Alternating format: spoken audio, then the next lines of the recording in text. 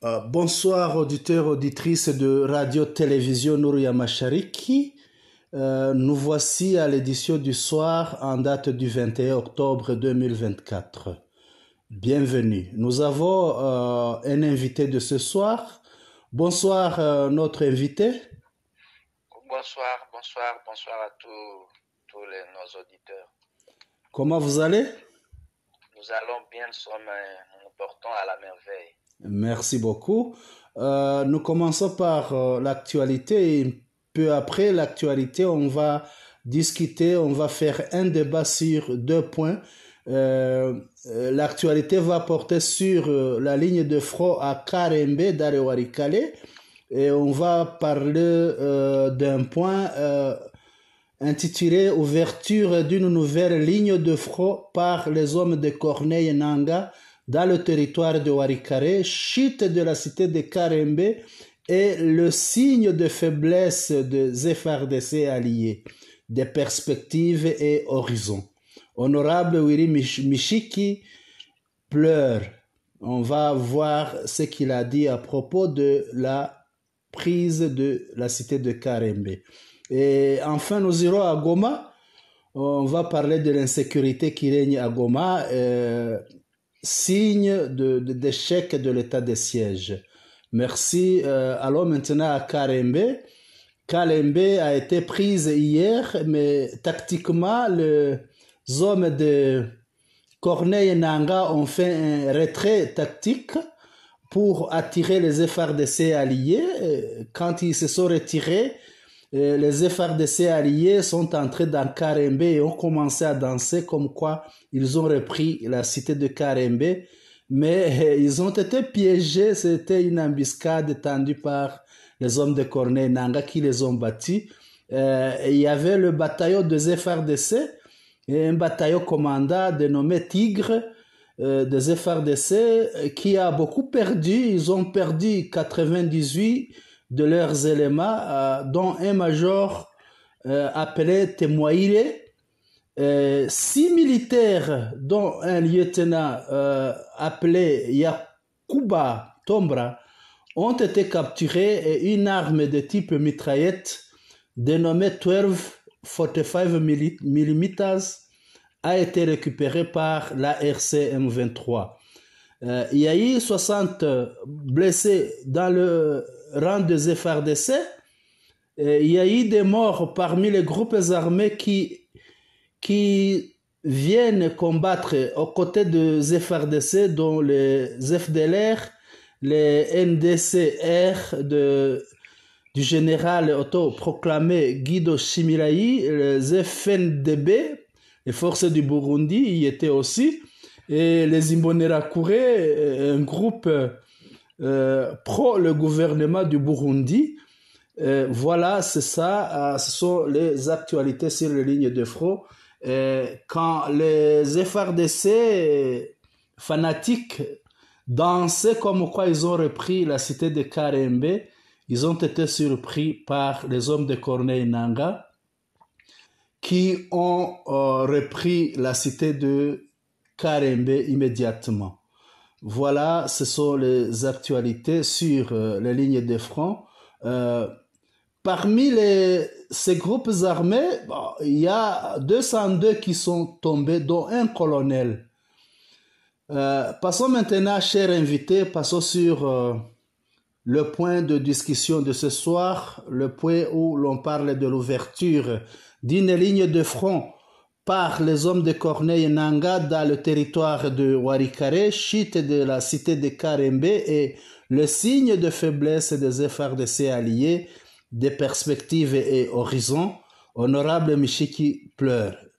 Chers invités, vous avez suivi avec intérêt l'évolution de la prise de la cité de Karembe dans le Warikare. Donc c'est une cité qui se trouve à cheval au territoire de Massissi et Warikare. Donc une partie de Karembe se trouve dans le territoire de Massissi et une autre se trouve dans le Warikale.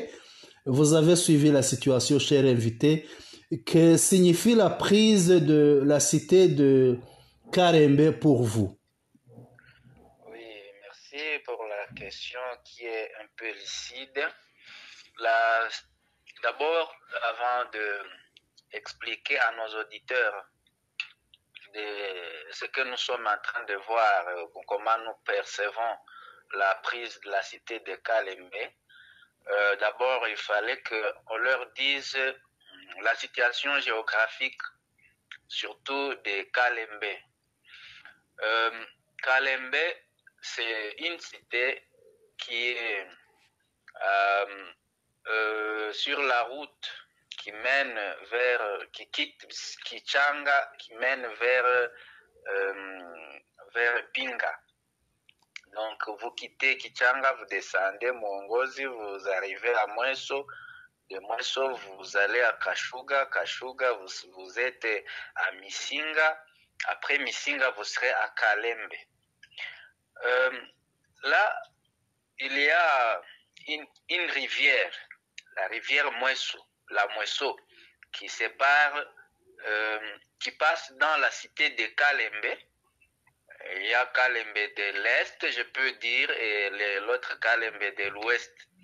Kalembe de l'Est se retrouve dans la chefferie de Bachali Mokoto, et Kalembe de l'Ouest se trouvant dans le territoire de Walikale. Et c'est ce même Kalembe de l'Ouest qui touche aussi sur le territoire de Rutshuru. Quittant Kalembe, vous allez aussi flairer d'autres villages qui sont là à côté, notamment les villages de Binza. Il y a aussi Binza se trouve aussi dans le territoire de Walikale. Et là, c'est là qu'il se trouve un chef qu'on appelait Mufanzala, je crois. Et moi, j'ai été là, j'étais encore trop jeune. Hein. Il y a certains aspects qui m'échappent. Donc, à la cité de Kalembe, c'est là qu'il y a un centre très important de ravitaillement de la ville de Goma en ce qui concerne les produits forestiers.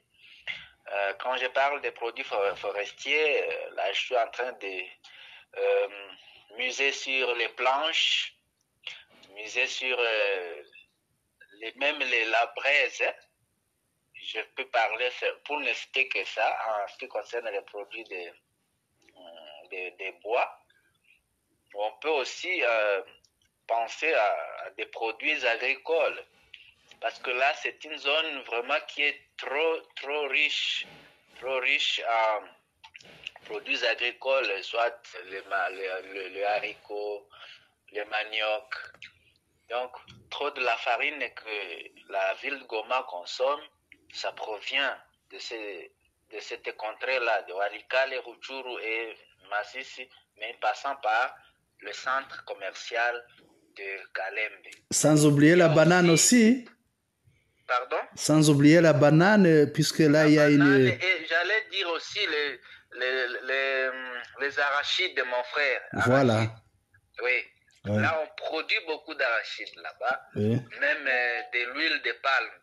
Oui. Bon, alors, c'est vraiment un avantage aux côtés de l'ARC qui aurait pris cette localité ou bien ce village ou ce centre commercial, parce que pour lui, la population qui est là, elle va bénéficier de tout ça. C'est aussi un point stratégique. Si vous voyez là où c'est un centre commercial, c'est donc là où il y a beaucoup de recettes fiscales, tout ça, ça va aussi augmenter leur force quand ils sont en train de mener toujours les attaques ou bien la conquête vers d'autres territoires ou d'autres localités du territoire de Walikale. D'accord, merci beaucoup. Rappelons à nos auditeurs que Kalembe se trouve à proximité des entités comme Buronga, Ihura, Ngassa qui se trouve dans Pinga. Il y a aussi Matenge, donc ça, Toutes ces entités dont je vous parle forment le groupement Kisimba. Un groupement qui va toucher un autre groupement de Walikale appelé Ihana. Ihana qui va jusqu'à toucher les Rusamambo qui se trouvent dans un autre territoire. Non, cette fois-ci, un territoire qui va toucher la partie d'une autre province, la province de Chopo. Ici, ça va nous amener à parler des inquiétudes de l'élu honorable Wiri Mishiki de Walikale, un député au niveau national qui a pleuré hier et qui a écrit à ses collègues députés leur disant que s'ils ne font rien, s'ils ne se mettent pas debout, ce sera catastrophique car la guerre venait de prendre un tournant décisif. Chers invités, on a une question ici. Si vous nous avez parlé de la cité de Kalembe, la situation géographique, la situation économique, puisque vous avez parlé de différentes productions agricoles. Maintenant, stratégiquement, qu'est-ce que ça veut dire? Que veut dire cette cité?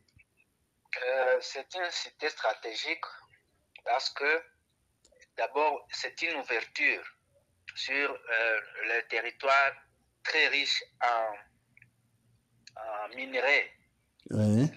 le territoire de Walikale. Oui. C'est l'ouverture d'abord de cette potentialité financière qui sera un acquis ou bien un gain de la part de ceux qui vont conquérir ce territoire. Aussi, vous savez que quand la cité de Kalembe est déjà sous contrôle de M23 ou AFC, ça sera déjà une ouverture, déjà une bifurcation commerciale entre la population de Rutshuru et de Bwito, je dirais, qu'on dise Bwito parce que c'est de là que nous sommes dans le Rutshuru. L'ouest de Rutshuru, c'est Bwito. Oui.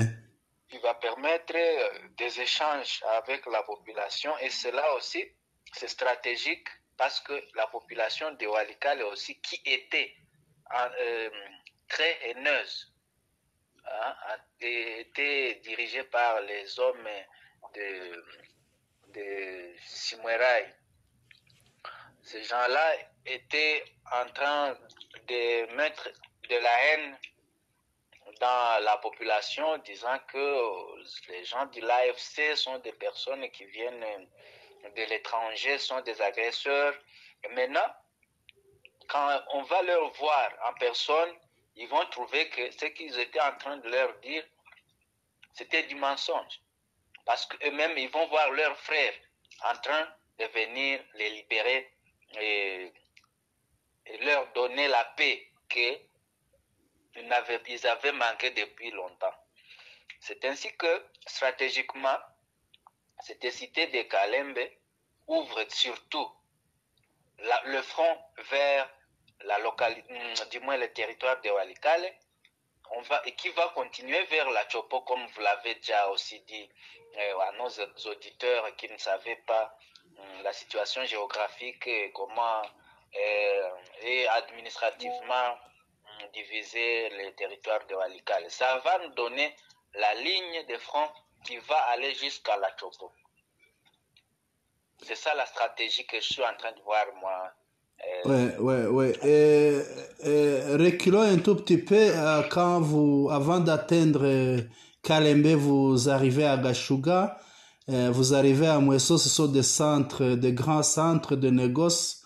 Qu'est-ce que ça signifie? La tombée de Kalembe, qu'est-ce que ça signifie en rapport avec Gashuga et Mweso, qui étaient dérangés de tout le temps par des infiltrations des MDC, les hommes de Guido Shimirai et des FDLR aussi, sans oublier Les FARDC qui sont là-bas. Dans ce cas, c'est déjà la sécurité totale au niveau des Mwenso, au niveau de Gashuga et même au niveau de Mihara. Vous voyez Mihara? Oui, je connais Mihara.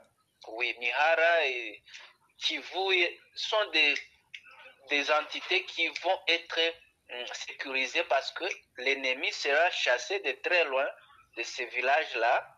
Et à ce moment-là, les gens vont travailler ou bien ils vont vaquer à leurs occupations sans inquiétude. C'est vraiment très important. Et d'ailleurs, on pouvait dire félicitations à l'ARC qui fait cet exploit pour donner de la quiétude et de la sécurité full à ces entités comme Mwenso, Kashuga qui étaient longtemps meurtries par les éléments de Nyatura, les éléments de Maïma et de Guidon. D'accord. Maintenant, du côté FRDC, la perte de la cité de Kalembe, les environs, qu'est-ce que ça veut dire à la situation des FRDC? Pour moi, dans ces combats, je me suis d'abord posé la question, est-ce que les FRDC existent sur le front?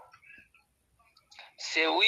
Si c'est oui, comment existe-t-il pendant qu'ils ont déjà ôté leur veste ou bien leur tenue militaire et ils l'ont donné au VDP? Parce que dans toutes les communications qu'ils sont en train de faire, ils disent que ce sont les VDP qui sont en train de combattre contre les M23 RADF. VDP signifie quoi? Le VDP signifie les volontaires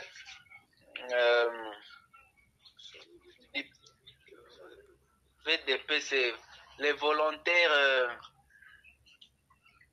de Wazalendo. Il s'appelle le VDP. V signifie volontaire, D, je crois, pour la défense du peuple. De la patrie, je pense. Oui, de la patrie. Donc, en Nemo, les VDP, ce sont les Wazalendo. Oui, oui. D'accord. Alors, au lieu que les FRDC disent que c'est lui qui est en train de combattre ou bien de défendre la patrie, ils acceptent, hein, même dans la toile, de dire que ce sont les VDP qui sont en train de mener des combats contre les agresseurs. Est-ce que les FARDC ont déjà démissionné de leur mission légalienne? C'est ce que je suis en train de me poser la question.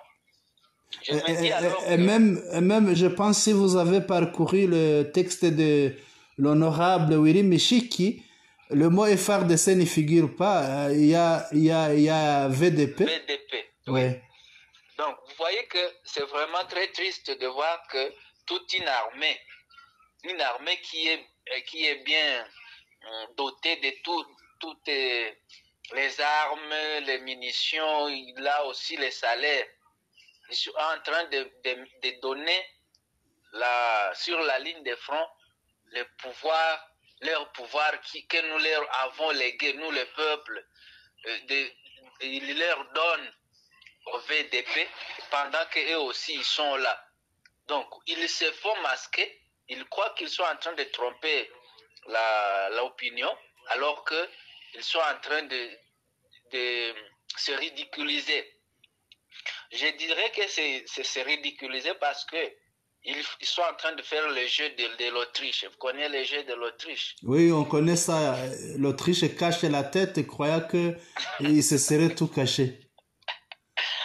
Dans le désert, il cache la tête dans les sables tout en laissant toute sa partie, les dos et tout ça, on est en train de le voir. Il croit qu'il se cache. Donc, ce n'est pas que tout le monde ne connaît pas la situation que les FRDC sont en train de faire. Ils sont déjà battus, ils sont déjà, je dirais, ils sont affaiblis. Ils sont affaiblis. Et c'est pourquoi, d'ailleurs, après la prise de Kalembe, moi je trouve que les autres cités vont tomber sans autre résistance, parce que c'est là qu'il y avait toutes les forces de ces VDP-là et des Nyatura, des FDLR. Les FDLR de Omega étaient là. Oui, oui. Et ils avaient construit un mur. Vous vous souvenez que Monsieur Guidon avait proclamé disant que jamais et au grand jamais le ARC ne sera dans le territoire de Walikale tant qu'il est encore en vie. Willy Michiki aussi l'avait dit, parce que c'est comme s'il croit au fétiche. Oui. Et ils avaient dit qu'ils ont consulté leurs marabouts et les marabouts leur ont dit que non, leurs dieux sont en train de dire que personne d'étranger ne sera là. Mais effectivement, je crois qu'ils ont raison, leurs dieux ont raison, parce qu'il n'y a pas d'étrangers qui agressent les pays. Ce sont les fils de ces territoires, les fils de là, de Ihula et de Kalembe, là aux environs, qui sont en train de venir voir comment amener la paix dans leurs entités. Donc il n'y a pas d'étrangers. C'est comme leurs dieux leur avaient dit cela, mais je crois que les choses sont en train de se matérialiser. C'est déjà l'ouverture de la prise du territoire de Walikale. Et prochainement, vous pensez à quelles cités qui seront tombées dans le temps à venir après la cité de Karembe? Pronostic. Mon pronostic, c'est la cité de Pinga. Oui. Seulement ça? Parce que, bon, vous savez, je ne connais vraiment pas très bien toutes les cités qui sont dans le Walikale. Oui. Parce que je ne l'ai pas visité très profondément. Je ne connais que cette cité de Pinga. C'est là que j'ai été. Et celle-là aussi, elle est stratégique parce que c'est juste au fond de notre territoire de Massis. Pinga aussi est en plus, par la même rivière de Moeso. Et en plus, il y a un petit aérodrome qui peut servir pour le ravitaillement. Oui. D'accord. Oui. Est-ce que... Et après la cité de Pinga, je crois que les autres parties sont vraiment couvertes par des forêts, des grandes forêts. Les cités sont moins nombreuses dans le territoire de Walikale que dans d'autres territoires, je pense. D'accord, merci beaucoup. Voyons alors la question sécuritaire à Goma. À Goma, on vit un calvaire du jour au jour. Il y a des gens qui meurent, qui sont tués, qui sont fusillés. Il y a des noyades, il y a des crimes de toutes sortes, de pillages, ainsi de suite, des braquages, des kidnappings. En tout cas, la population de Goma ne dort plus pour ces derniers temps. On passe la nuit sans sommeiller à cause des tirs. Il y a même une blague qui dit que Goma, c'est une ville de surprise. C'est une ville où on entend des coups de tir, des crépitements de canaux gratuitement. C'est ce que l'on dit là-bas. Que pensez-vous de la situation de Goma, cher invité? La situation de Goma, elle est vraiment catastrophique, elle est alarmante. Et Goma est déjà dans le rouge. Vous savez, ce n'est pas encore quelque chose de caché. Goma, c'est un abattoir. Chaque nuit, on peut compter au moins 3 décès fusillés. Cette même nuit, on compte une dizaine de maisons qui sont cambriolées. Et les gens sont en train de se défendre face à ces cambriolages. qui s'est fait même pendant la journée. Et ça a amené la population à chercher des mécanismes qui sont encore très déplorables de pouvoir être des cannibales. Quand ils attrapent ces voleurs, les cas récents, ils les brûlent vifs et ils mangent leur chair. Vous voyez que c'est vraiment quelque chose qui montre que l'état de siège a échoué lamentablement. S'il est venu en tant que des militaires et des policiers qui devaient sécuriser la population, maintenant ils échouent à amener la sécurité. La population cherche à se sécuriser elle-même, mais elle aussi, elle est en train de courir vite à la besogne. Ce qui montre qu'il y a la criminalité là-bas, mais aussi il y a les problèmes d'impunité. Parce que tous les appareils judiciaires ne fonctionnent pas. Tous les appareils sécuritaires ne fonctionnent plus. Donc, vous voyez que c'est comme une jungle, quelque part où il n'y a pas de loi. La population elle-même se prend en charge. Or, si il y a un cas pareil, que la population commence à se prendre en charge, il n'y a pas d'administration, il n'y a pas de, je sais quoi, de leadership. Il fallait qu'il y ait une solution face à cela et que cette solution soit vraiment rapide pour que Goma soit administré. D'accord. Le plus souvent, bon, j'ai appris ça, le plus souvent, la plupart des gens qui sont brûlés, qui sont mangés, ce sont déjà de faciès recherchés, notamment les Tutsis congolais qui sont brûlés. Alors, on a inventé un moyen de le faire clandestinement sans pour autant se faire connaître. Ils disent que ce sont des voleurs, alors il les lapide par pierre, puis il les brûle et les mange. Et pourtant, c'est un génocide qui est en train d'être commis là-bas. Que pensez-vous à cela? Oui, c'est vrai. Parmi les cas, il y a des cas qui ont été inventoriés, qui ont été bien identifiés, que c'était les faciès Tutsis et les rwandophones qui étaient en train d'être tués. Pour qu'ils puissent dissimuler cette information et ces crimes-là, ils commençaient à leur appeler des voleurs. Mais aussi, il y a d'autres cas qui sont des voleurs à main armée, qui sont tués et qui sont aussi mangés à leur chair. Parce que les enfants, ce sont des enfants les très jeunes qui mangent ça. Ils se montrent qu'ils sont très furieux, ils sont très colériques de ce que ces bandits sont en train de faire. Mais je ne refuse pas, il y a vraiment cette hypothèse-là et elle est vraie, elle a été vérifiée. Un génocide qui est en train d'être fait là-bas. C'est bien identifié, c'est bien documenté. D'accord, merci beaucoup, cher invité. Voilà, on passe. Je pense que vous êtes activiste d'Amani Kwetu, cher invité. Oui. Pouvez-vous nous parler de Amani Kwetu?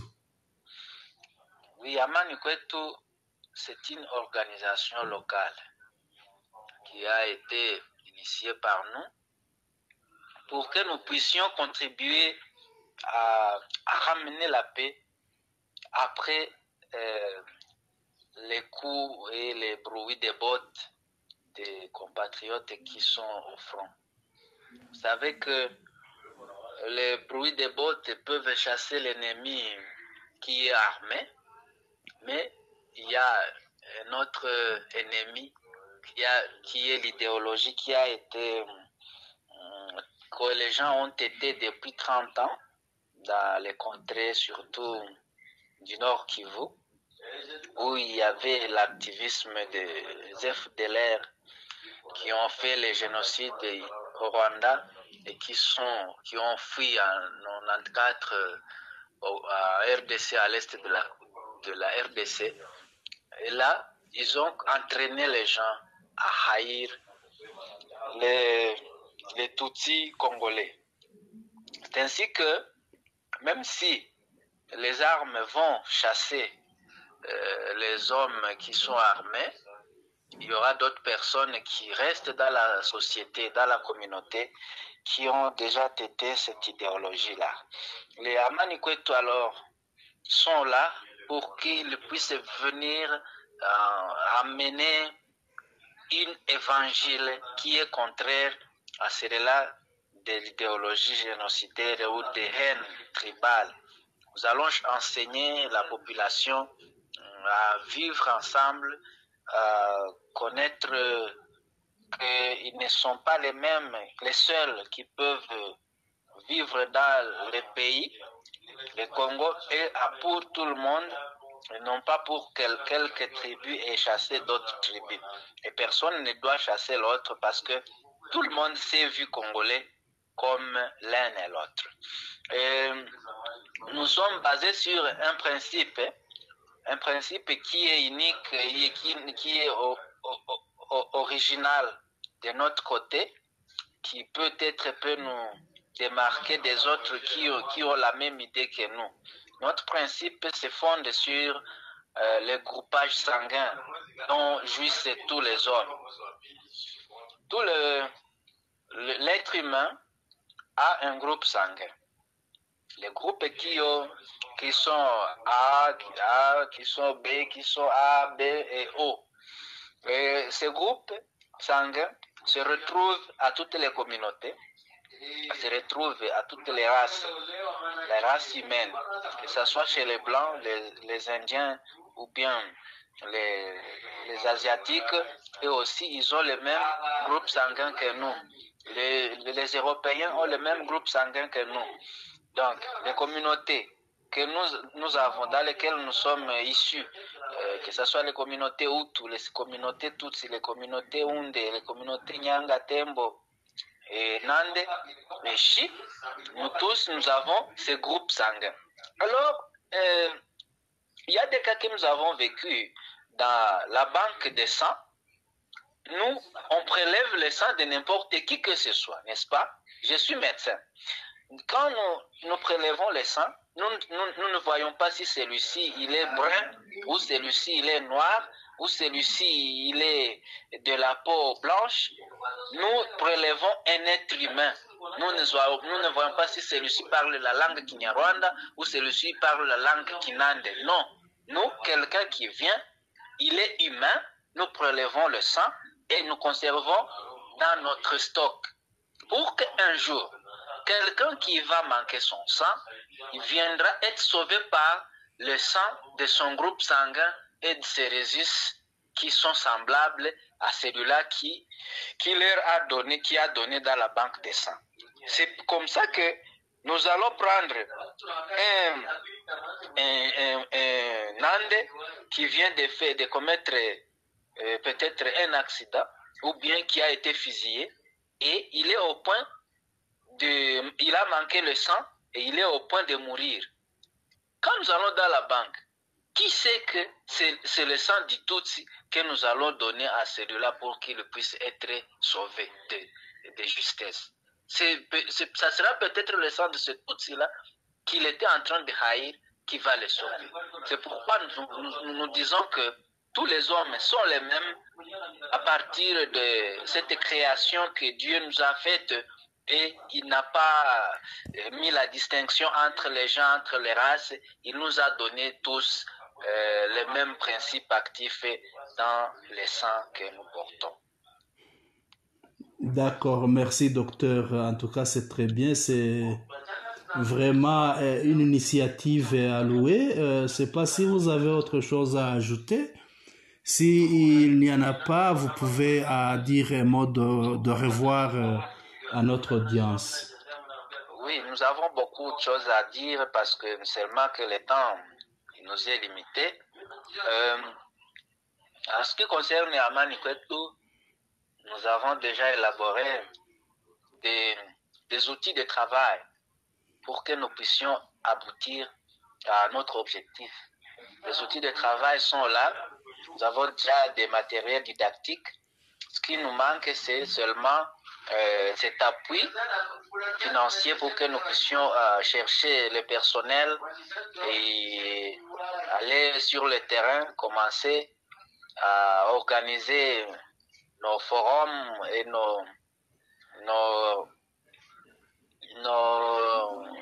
séminaires avec la population et les jeunes, surtout dans les églises et dans les classes, les salles de classe.